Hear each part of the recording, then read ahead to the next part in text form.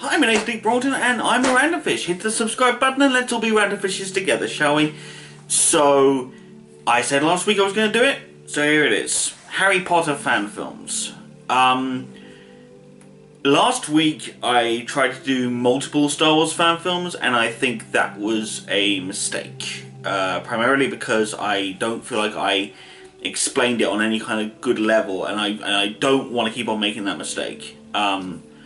And honestly, I think it's just a good idea to sort of come up with something that you actually enjoy and can actually watch all the way through and, you know, and give a synopsis of what the film actually is.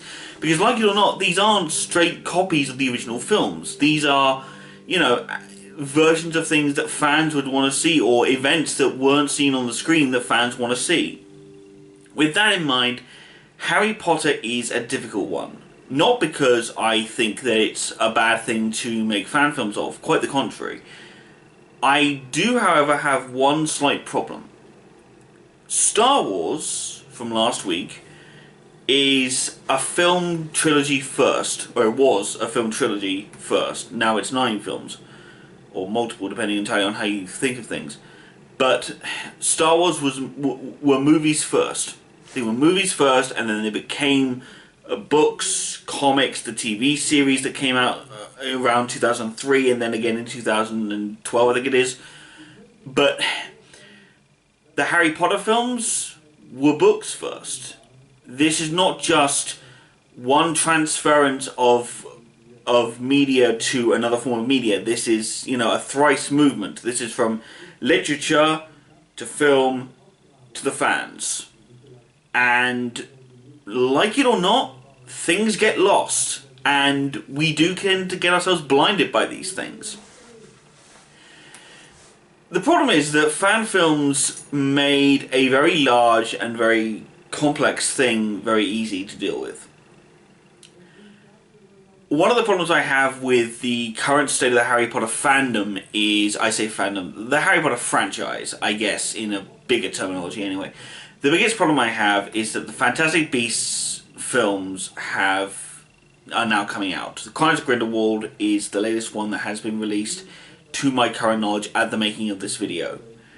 And I didn't like it as much as possibly some people did. I didn't hate it much like other people did. But I feel like this is doing something that they think the fans want. And I'll be honest, what I'm going to talk about today, kind of, it didn't already work with it, but it was fairly close to it. And that's called For the Greater Good, a film that I will leave a link to in the description for you to have a look at. This is a film that I'm not going to say anyone's names or anything like that. I want you guys to look at that. I want you to remember them for yourself and everything else. And it's lovely. But For the Greater Good is a short fan film that detailed the final, the confrontation between Dumbledore and Grindelwald, as well as Albus's younger brother Aberforth and his sister Ariana there as well. The reason why this is not the final confrontation where Dumbledore actually beats Grindelwald and sends him to Azkaban, where we would later see him in Deathly Hallows in the films later on. But what we do get is the young versions of them, i.e. the version of Grindelwald before he went off and tried to rule all the Muggles and tried to build up his army again, as it were. Dumbledore was obsessed at one time with being a part of Grindelwald's plan. He wanted more than anything to get Muggles back. He thought of himself as a superior being, much like Grindelwald did.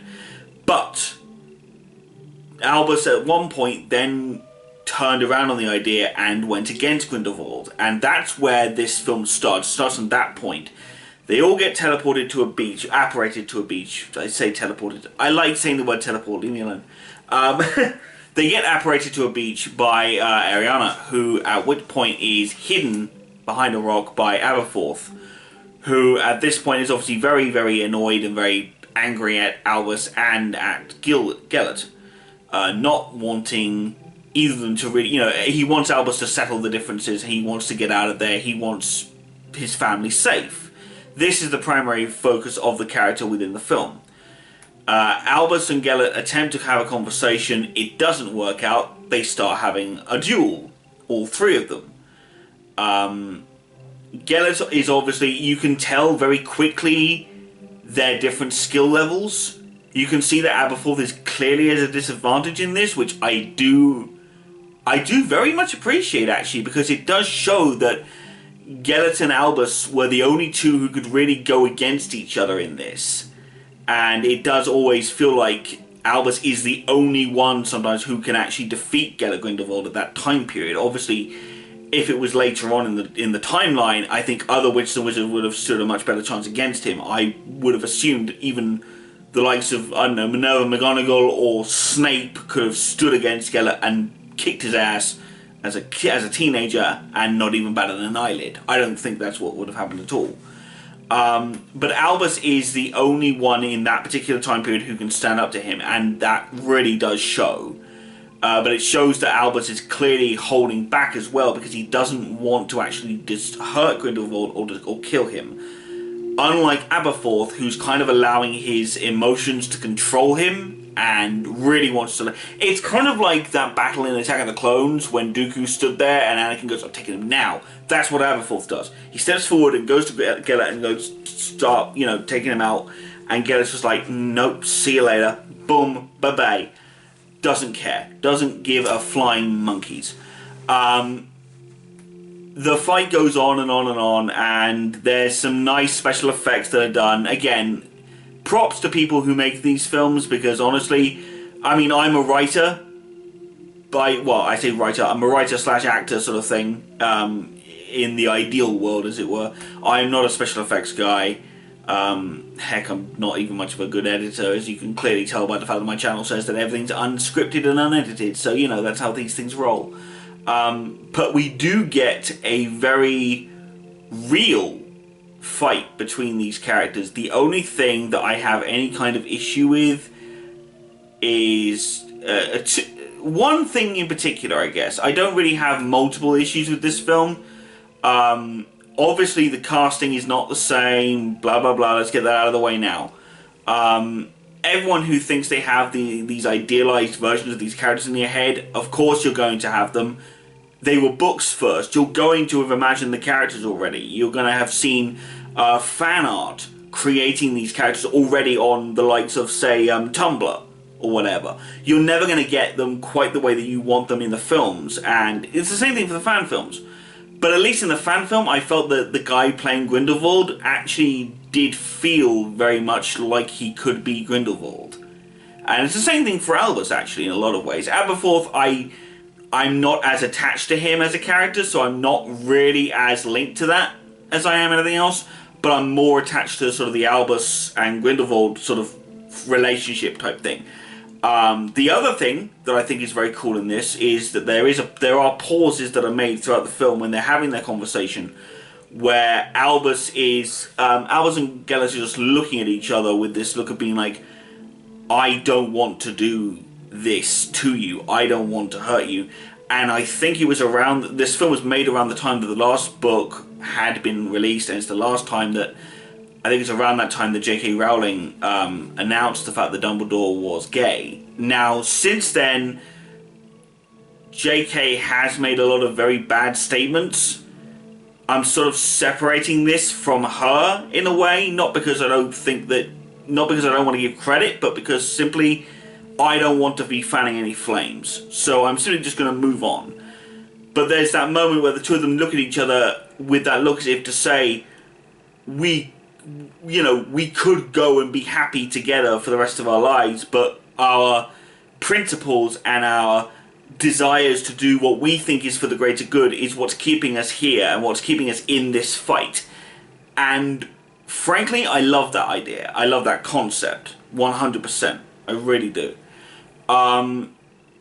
But the one thing that really sort of aggravated me, as it were, was there's a moment where Aberforth is on the beach, he's on the floor, he's been knocked down by Gellert, and Gellert's got his wand pointing at him, and he says Avada Kedavra, and goes for the killing curse.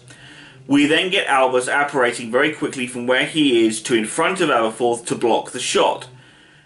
And we get the bit from the Harry Potter films where the Voldemort and Harry wands, the twin cores, are hitting each other with magic and neither of them are really getting through. It's a battle of wills between the two wand owners more than anything else. That's not how it works, guys. Like, I give you 110... Like, I love this. I think this film is good. It's a short film, yes, but it's done so very well. But guys, were Dumbledore and were Albus and Gellert's wands twin cores? No? Then they shouldn't do that. I mean, I would have even accepted him just apparating and pulling Aberforth out of the way, or apparating Aberforth out of the way, or, I don't know, tripping Gellert up and sending the killing curse upwards or something. This happens later on. They get knocked down and the killing curse goes flying in a different direction. That's fine. Don't turn it into something that it shouldn't be. And I don't think they had twin core wands.